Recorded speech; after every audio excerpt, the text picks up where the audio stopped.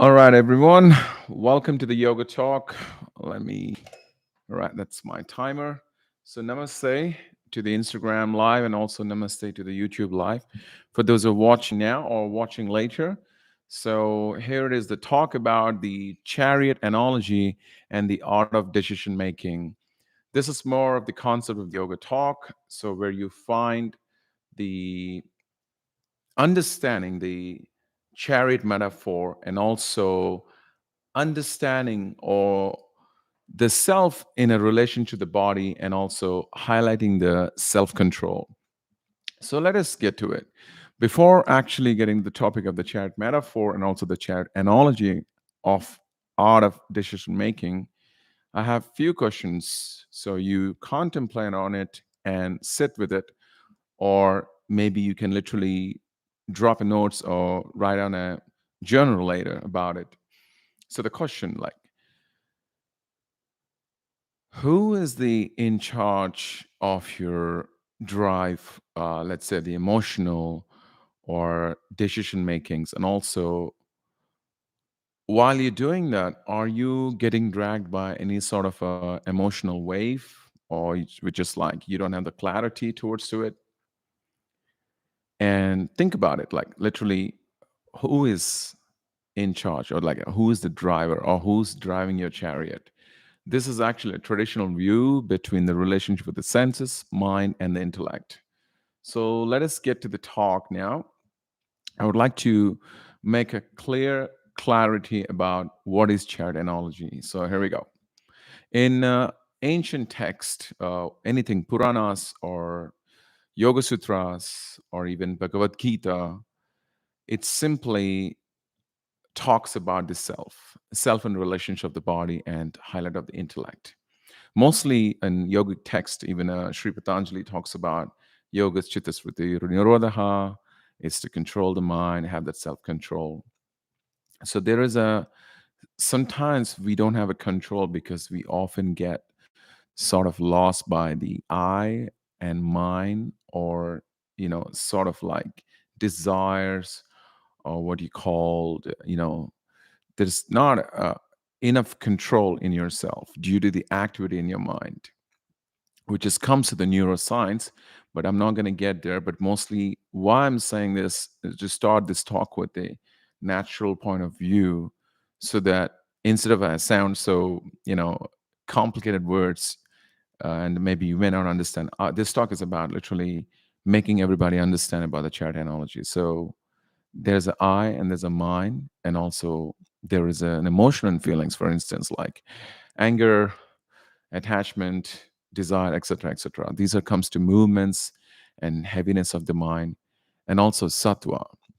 This is the most advised for the most of the yogis, which is a luminous light and staying serene. So let us get to it. The body, the body is the chariot, and the senses, the five senses, are like the horses, and the mind is the controlling the reins. When you ride a horse, so that's the sort of like getting the what do you call the sense objects to the road to be, we travel, or the intellect is the chariot. So basically the soul, we call it atma in the Gita, it's like the basically residing or sitting at the back. So these are like sort of about the chariot described this metaphor in a various forms. And also the chitta, the mind and the reason, the ego, is like a chariot. It's yoked to the team of powerful horses. And one of them is also like prana, literally the breath, or vasana. The other one is a desire. So chariot moves in a direction, of the more powerful, which one you're using it, like breath, the desires, also senses, the list goes on. But we have a power to control ourselves, applying simply where we are at and how we are in charging our emotional and intellectual level to deal and also to face and also to have that controlled mindset as like a yogic mindset. Now let's get back a little bit about 2000 years ago, which is from the Katha Upanishad. It's used as a metaphor in many applications in yogic studies. From my studies, I've studied the Katha Upanishads from the where I've studied the yoga and also where I did my RYT. It has mentioned about Katha Upanishad a lot because of death as a teacher. Many of you know the Nachiketa story. So Nachiketa's story also started like a death as a teacher and also talks about the yoga a lot.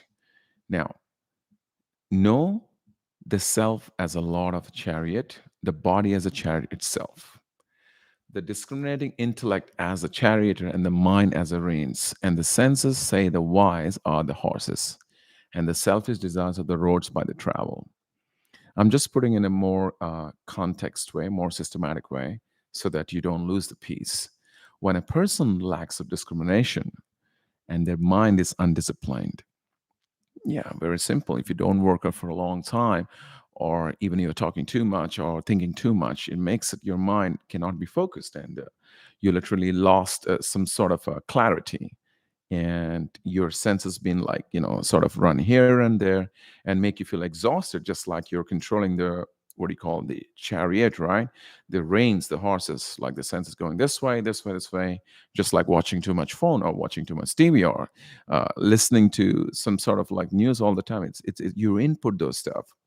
So what I'm trying to say is using this metaphor, like literally like a trained horse, you have to train your senses. Like you, in order to self-control, I don't mean that you stop traveling or you stop driving. You have to literally pull back up a little bit and find that have that understanding which direction you're going, or making the mind calm and one pointed direction. So bringing simply the mind in one pointed direction can be literally helpful, and it's like everything is so coordinated, and as a result your mind and body literally getting better or feeling stronger, just like you have the consistency of doing stuff. Even you're cooking, or even you're reading a book, or you're meditating, you're running, or you're doing a bike, or you're doing a mountain biking, or cycling, or swimming, or even talking, anything, just that one pointed and more centered, and also sort of like feeling sense of calmer because your decision making gets better. So this metaphor literally involving this chariot horses across actually many other major texts, also not just in here. And if I directly refer to Bhagavad Gita, it's like literally, how do I say that? It's like sort of setting the symbolizing the universality, and the warrior on a chariot, is literally counseled by the charioteer, and harkens to this well-known, Upanishad metaphor comparing the body with a chariot. So you can see, can quote it many Gita, Katha Upanishad, Yoga Sutras, Bhagavad Puranas, talking about this function. Taking a passenger to the desired destination or chariot needs to be skilled and strong enough to control and direct the horses. So similarly, if I just refer to Bhagavad Gita, in order to achieve our goals, in order to achieve uh, some sort of freedom or sense of being at ease, our intelligence needs to be strong and enough to control our senses. So that's where we find that anchor or the support, which makes the mind, the chitta, literally, self-restrained, which is, if I go to Yoga Chitta Smriti Nirodha from the Sri Patanjali Yoga Sutras, talks about the mind, so that our problem is like literally can be decreased. It's not our problem, your problem, my problem. It's just the mind sometimes. You and I, we get lost sometimes. It's very obvious. So you have to see where you're going and which way you're directing. So what I'm saying, that our intelligence has to be strong so that our understanding of what goals are, more worthwhile, and also can be more get clear, but not getting clear enough by making some sort of a wrong decision making. And also you have to, how do you say that, demonstrating the situation.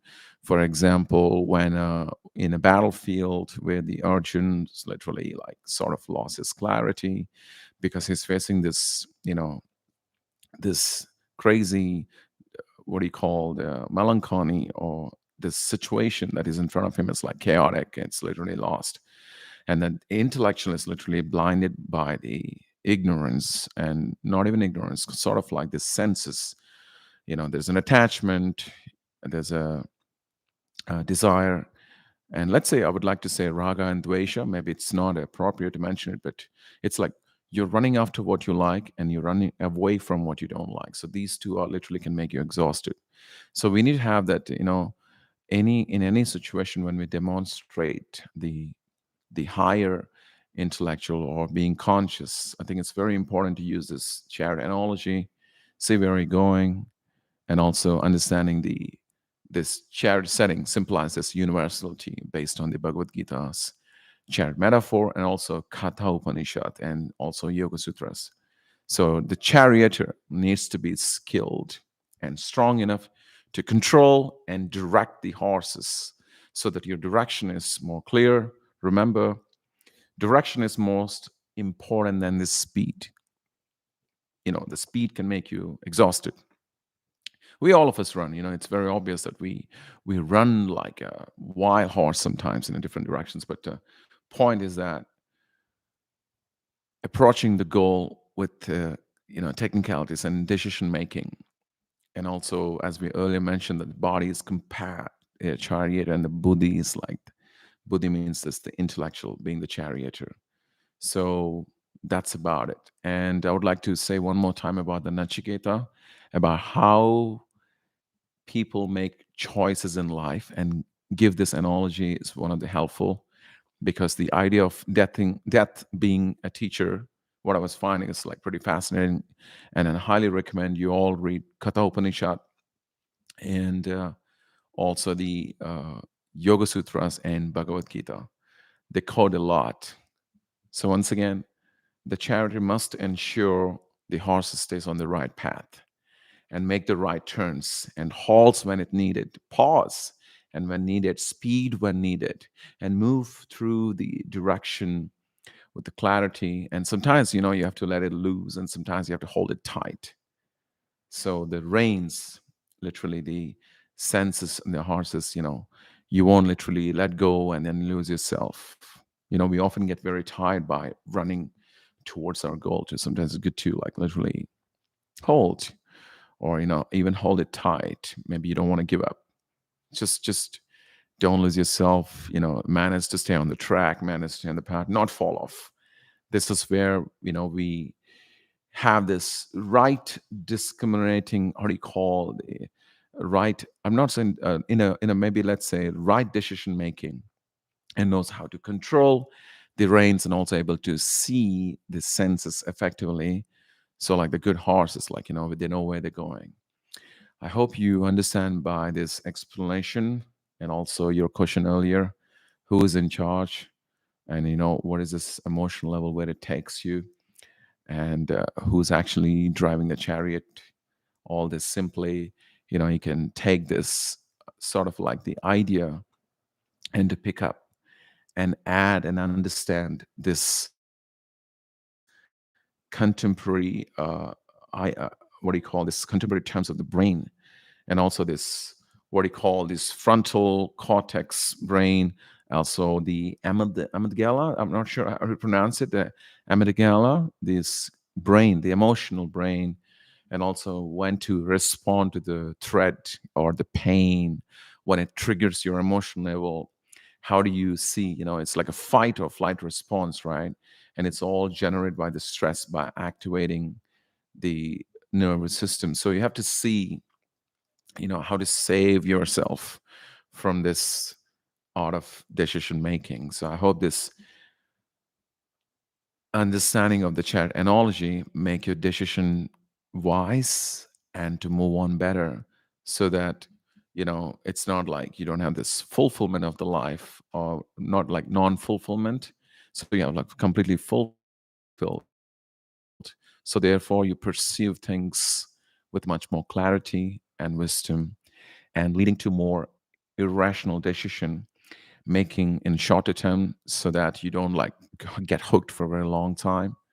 So yes, give it a time. Don't run, too fast. Let it loose. Hold on to tight. Pause. Restart. But never give up.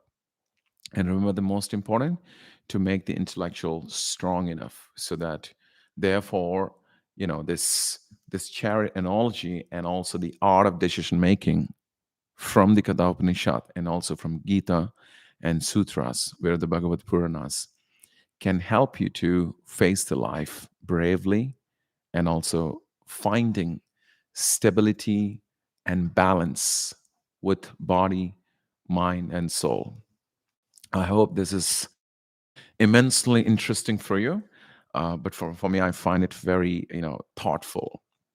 Okay. So once again, no matter how hard you try your mind, you won't be so still. And no matter, you're trying so hard, you might be not get stable. But with the